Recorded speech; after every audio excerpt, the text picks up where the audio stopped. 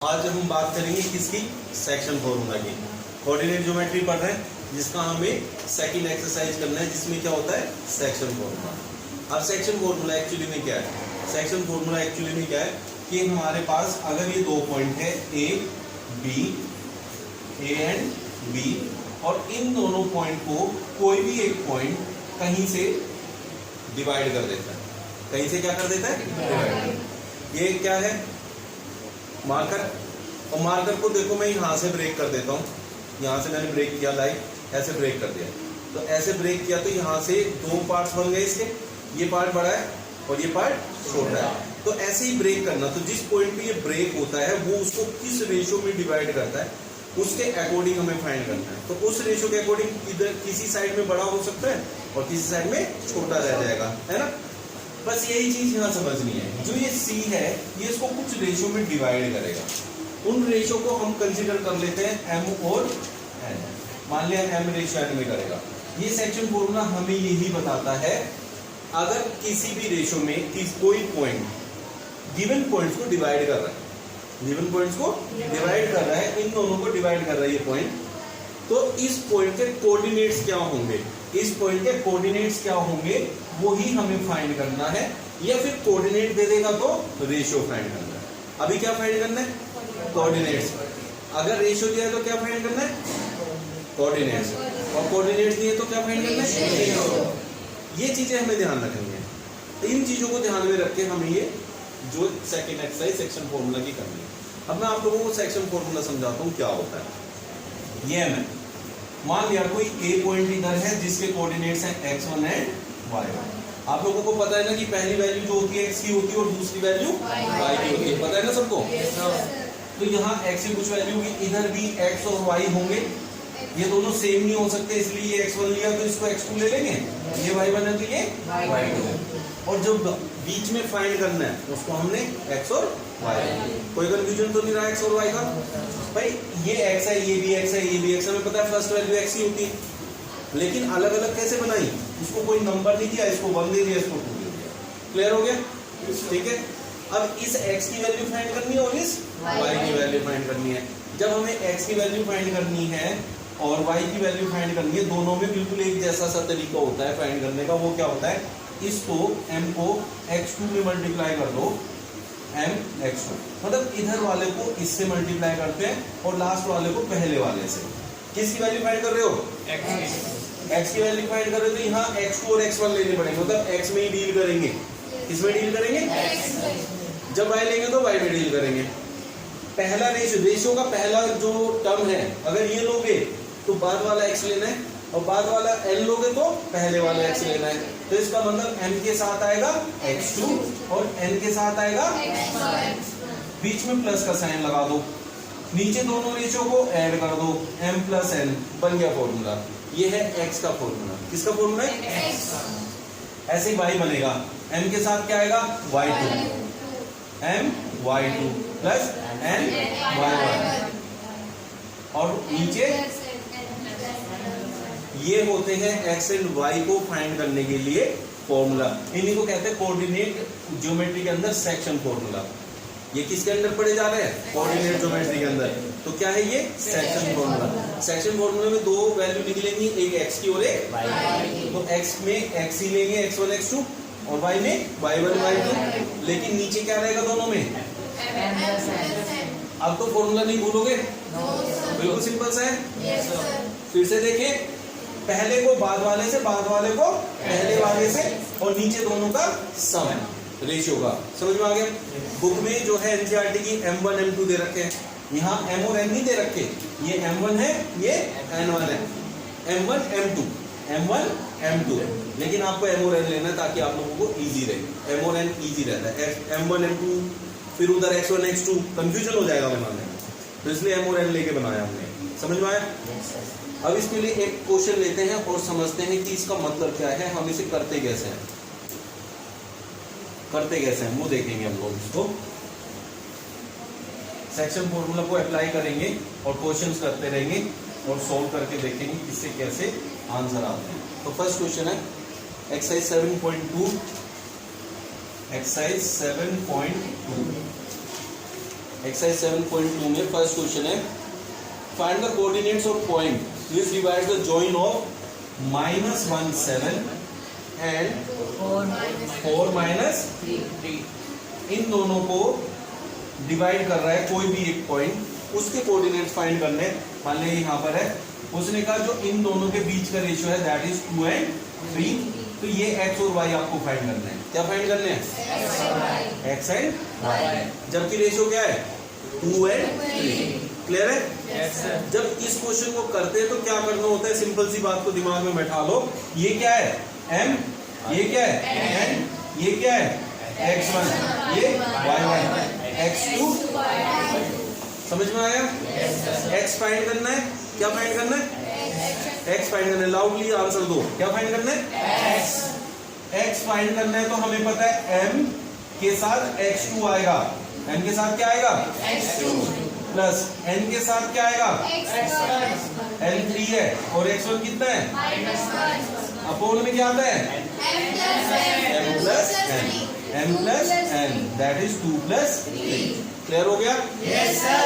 ये चीज करनी है। इसके बाद देखो x = 4 2 जा 8।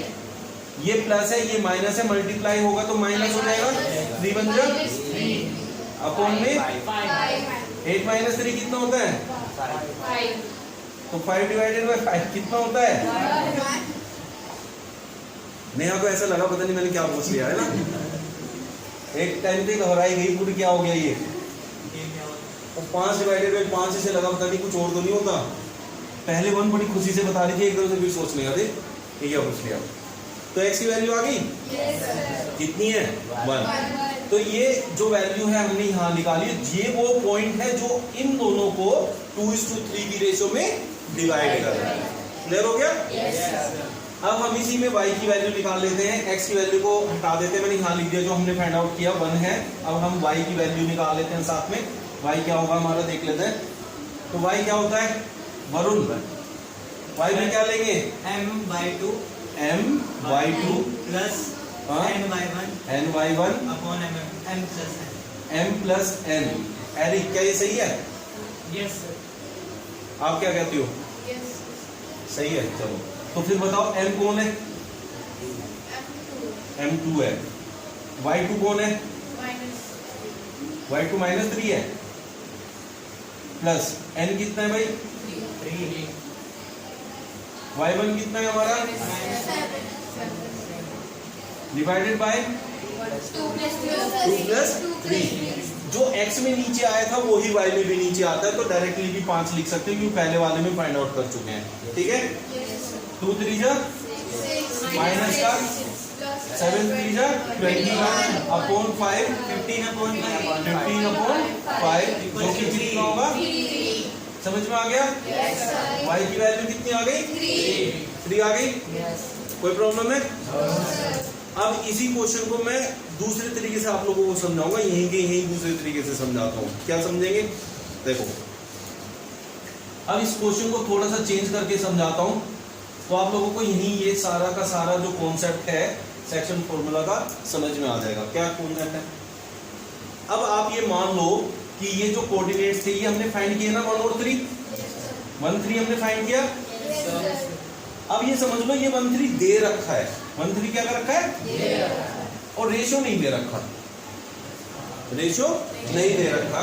अगर इस क्वेश्चन में रेशियो नहीं दे रखा और आपको रेशियो फाइंड करना है, रेशियो फाइंड करना है, जबकि आपको अगर ये कह दे कि जो ये एक्स वाई है जो इनको डिवाइड कर रहा है दोनों को, उसके पॉइंट्स क्या हैं? 1 और 3, मतलब उसके कोऑर्डिनेट्स क्या है? कोऑर्डिनेट्स। भाई ये जो एक्स होता है ये क्या होता है? एब्सिसा। और ये वाई को क्या कहते हैं? ऑर्डिनेट। और दोनों को मिला के क्या कहते हैं? कोऑर्डिनेट। तो इसके पॉइंट्स पता चल गए, एक्स एंड वाई। ऑर्डिनेट भी पता है, एब्सिसा भी पता है और कोऑर्डिनेट भी हमें पता है। अब आपसे कहते हैं रेशियो फाइंड करना है। जब भी आपको ऐसा क्वेश्चन करता है, ये पता है, ये पता है, ये बीच वाला भी पता है, लेकिन हमें रेशियो नहीं पता। क्या नहीं पता? रेशियो। तब क्या करेंगे हम? केस टू 1 रखेंगे। ऐसे केस में रखते हैं let ratio B is to 1, बस ये रखना है। तो यहाँ ये k होगा और ये 1 होगा। रेशियो क्या होगा, के रेशो हमेशा यही लेना है। मतलब यहाँ के की जगह कुछ और भी नाम लिख सकते हो, लेकिन यहाँ 1 ही रखना है, ठीक है। अब ये के किसका काम करेगा, m का। जब हमने क्वेश्चन स्टार्ट किया था उसमें यहाँ कितनी वैल्यू थी, 2:3 थी ना। बस अब हम ये क्वेश्चन को निकालने के बाद उल्टा कर रहे हैं, निकालने के बाद उल्टा कर रहे हैं क्वेश्चन को, ताकि हमें समझ में आ जाए कि रेशियो गायब है तो अब कैसे पता करना है। समझ में आ रहा है ना। अब हमें ऑलरेडी पता है आंसर क्या आएगा, 2:3, तो हम उसी को निकालने जा रहे हैं, उसको रिपीट कर रिवर्स कर रहे हैं क्वेश्चन को।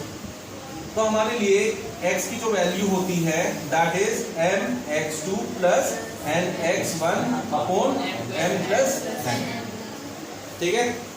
x हमें कितना दिया है, मतलब हमने निकाला था m कितना है k, x2 कितना है 4, n कितना है 1, x1 कितना है, ठीक है।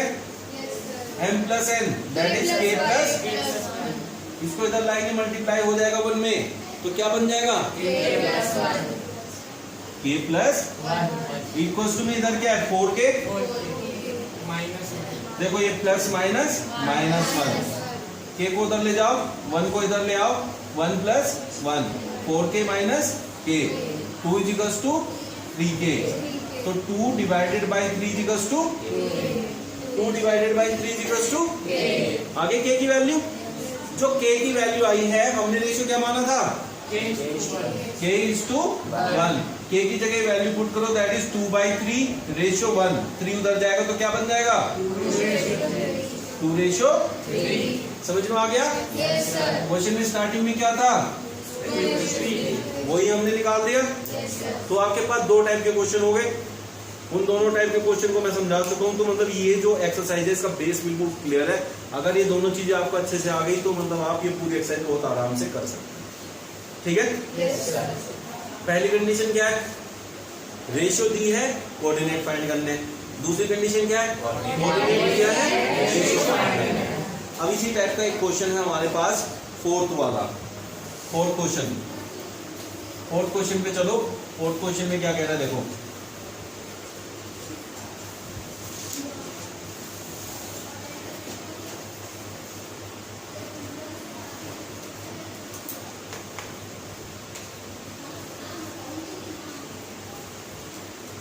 क्वेश्चन 4 है ना।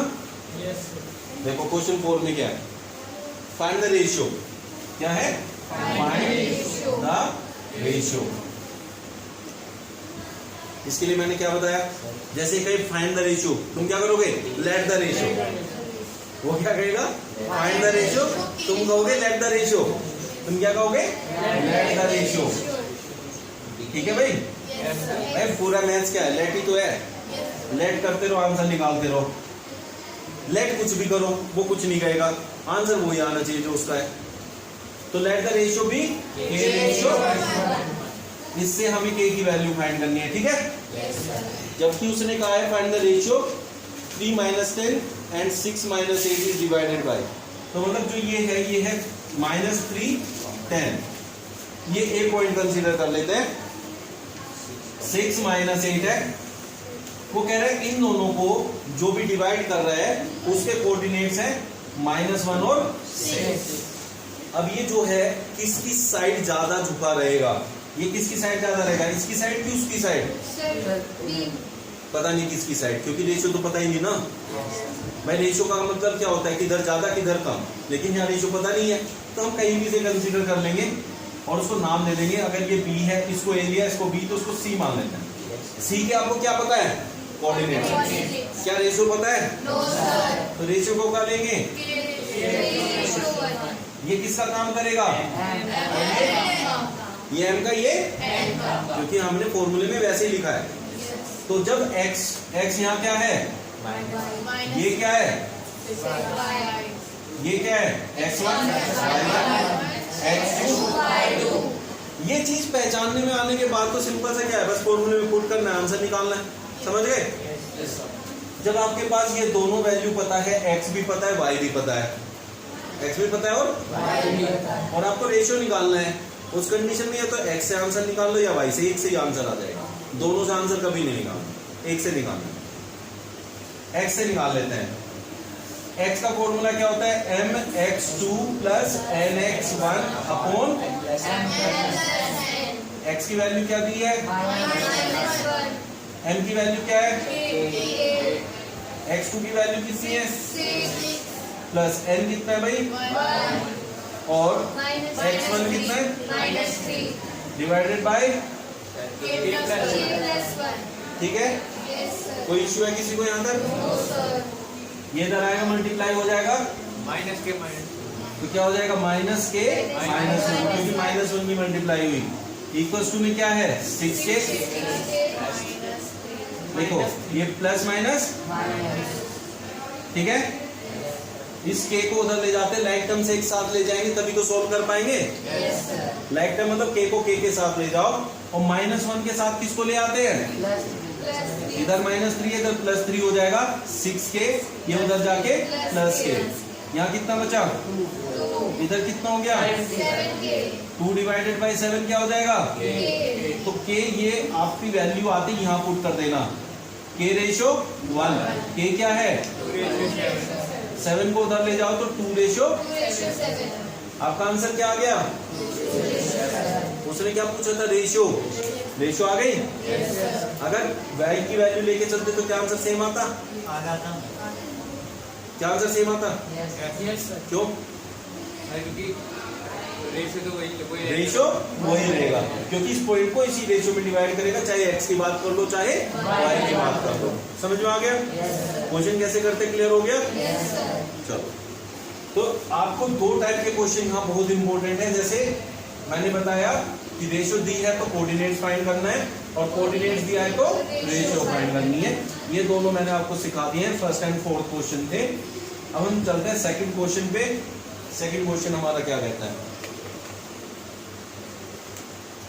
सेकंड क्वेश्चन, इसमें क्या कह रहा है? सेकंड क्वेश्चन में find the coordinates of trisection. किसके? Trisection. Find coordinates of the points of trisection of the line joining 4 -1 and -2 -3। ये दो पॉइंट्स हैं, let it be a, let it be b। a के कोऑर्डिनेट्स बोलो 4 -1, b के -2 -3। ये हो गए। अब वो आपको क्या कहता है? आपको ना तो रेशियो दी, आपको रेशियो नहीं दी, लेकिन उसने साथ में क्या बोला है? ट्राइसेक्शन। ट्राइसेक्शन का मतलब होता है 3 इक्वल पार्ट्स। क्या होता है? 3 इक्वल पार्ट्स। क्या होता है? 3 इक्वल पार्ट्स। 3 इक्वल पार्ट्स का मतलब क्या हो गया? देखो यहाँ एक पार्ट मैंने इधर बना लिया, एक पार्ट मैंने यहाँ बना लिया, और एक पार्ट मैंने यहाँ बना लिया। 3 इक्वल पार्ट्स हो गए।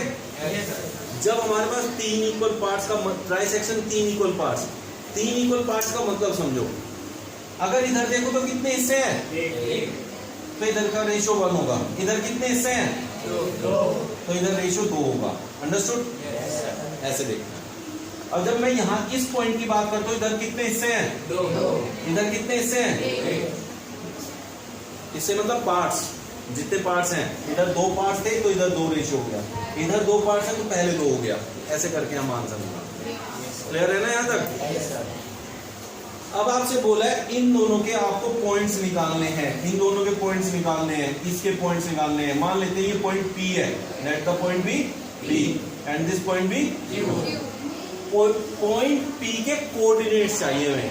पॉइंट P के क्या चाहिए? कोऑर्डिनेट्स। ठीक है। अब कोऑर्डिनेट्स को इसके ले लेते हैं x, y। x, y। जब इसके निकल जाएंगे ना, इसके निकलने के बाद फिर इसको x, y ले लेंगे, फिर इसको x, y ले लेंगे। ठीक है? कोई दिक्कत तो नहीं है? अब मैं इसमें 2 चीजें सिखाऊंगा, ध्यान से समझना।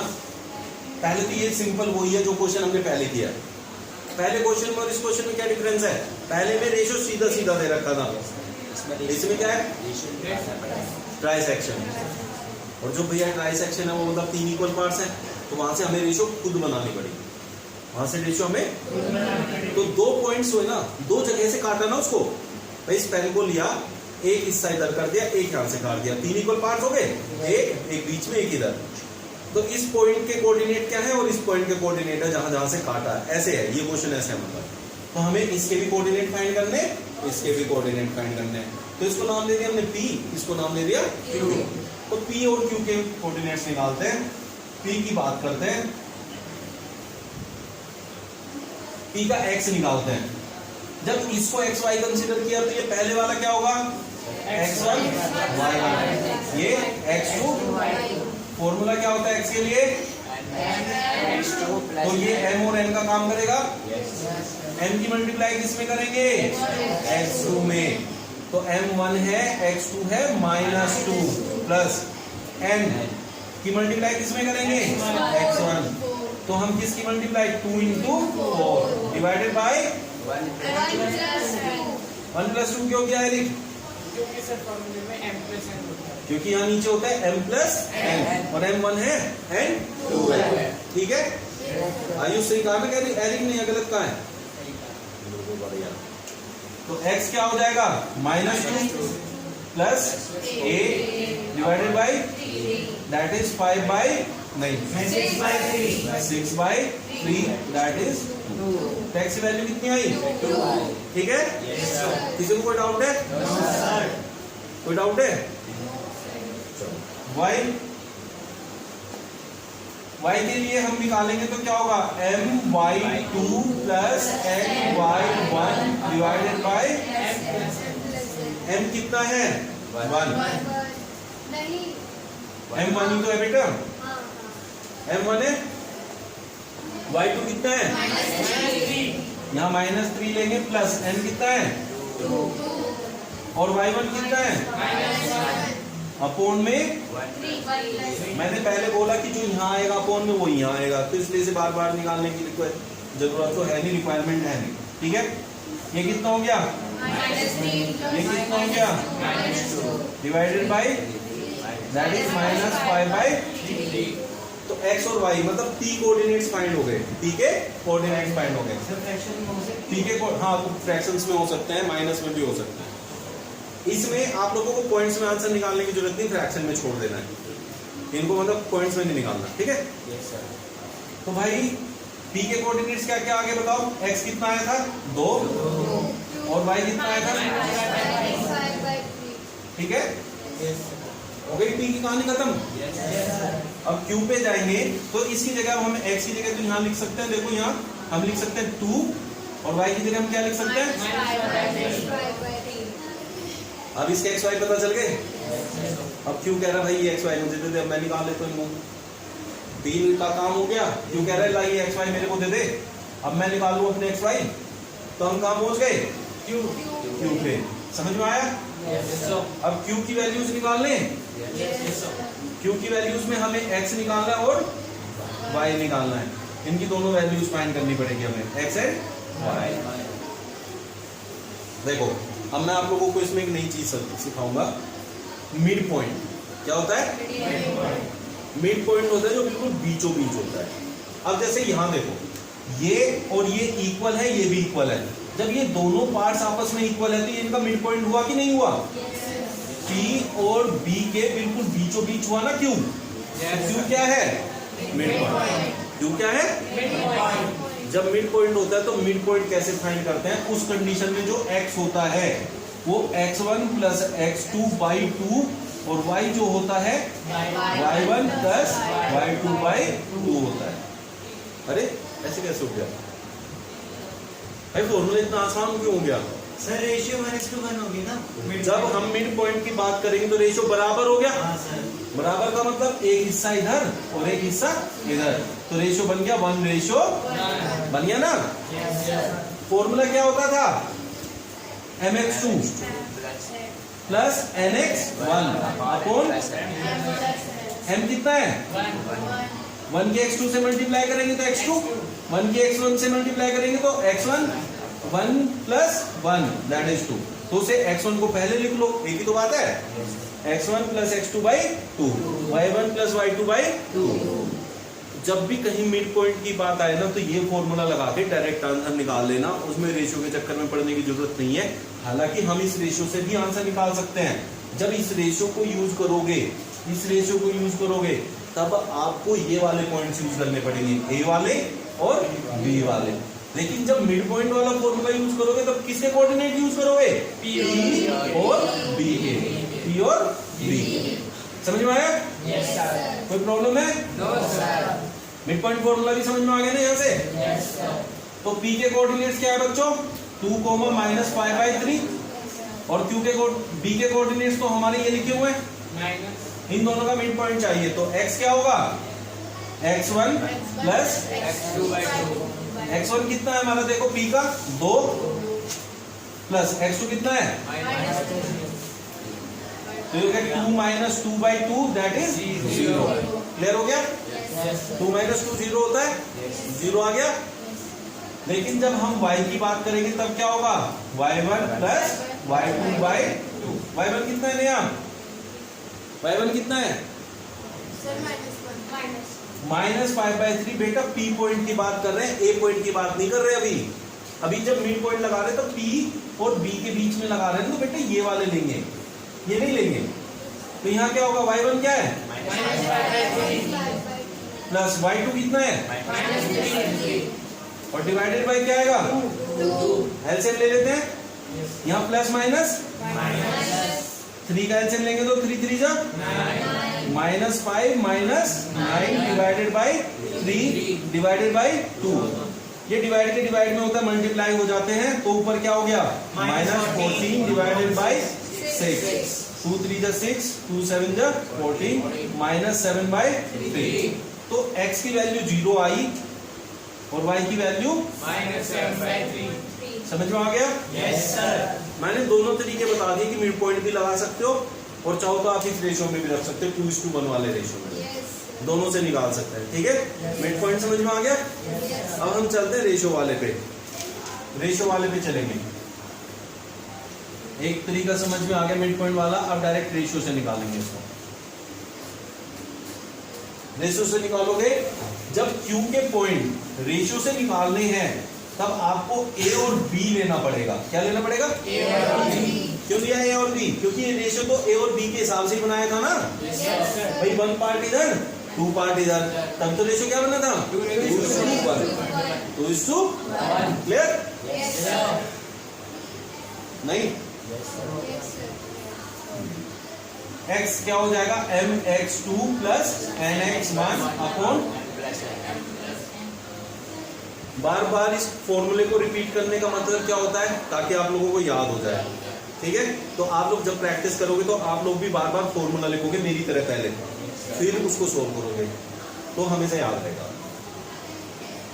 हमें भी ऐसे याद हुआ था, पढ़ाते हैं तो बार बार लिखते हैं, याद होता है।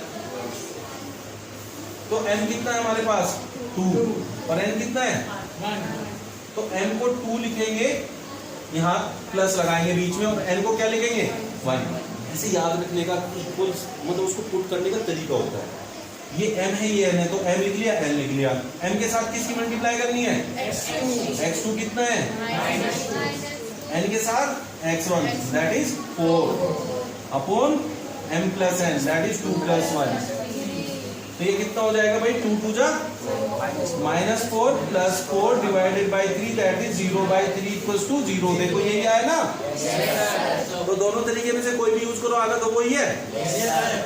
तो y निकालेंगे तो my2 plus m plus n। m कितना है? 2। y2 कितना है? -3। 2 × -3 प्लस n कितना है? और y1 कितना है? -1 अपॉन 3। तो कितना हो गया? -6 प्लस माइनस -1/3 दैट इज -7/3। कुछ अलग आया? वही आया ना? तो मिड पॉइंट लगा लो। तो मिड पॉइंट जब लगाओगे, लेकिन क्या याद रखना है? इन दोनों के बीच में फॉर्मूला लगेगा। मिड पॉइंट फॉर्मूला इन दोनों के बीच में लगेगा। नया आप समझ में आ रहा है ना? आपने गलती की थी, इन दोनों के बीच में। और जब आप रेशियो वाला लगाओगे तो पहले और लास्ट के बीच में, क्योंकि रेशियो उसके अकॉर्डिंग बनाए। समझ में आ गया? क्लियर हो गया? जिसको कोई डाउट है तो पूछो। Anyone have any doubt? पूछो जल्दी से। पक्का? कोऑर्डिनेट से तो आगे पर जो आपने रेशियो से तो आगे पर जब आपने कहा था ना, कोऑर्डिनेट आपको दे रखा है, पर रेशियो आपको निकालना है। रेशियो आपको तो निकालना है। आपने कहा तो उसको उल्टा करना है। हाँ तो बेटा उसमें रेशियो थोड़ी कंफ्यूजन हुई। थोड़ी कंफ्यूजन, एक क्वेश्चन और करेंगे अभी तो हो जाएगा आपका।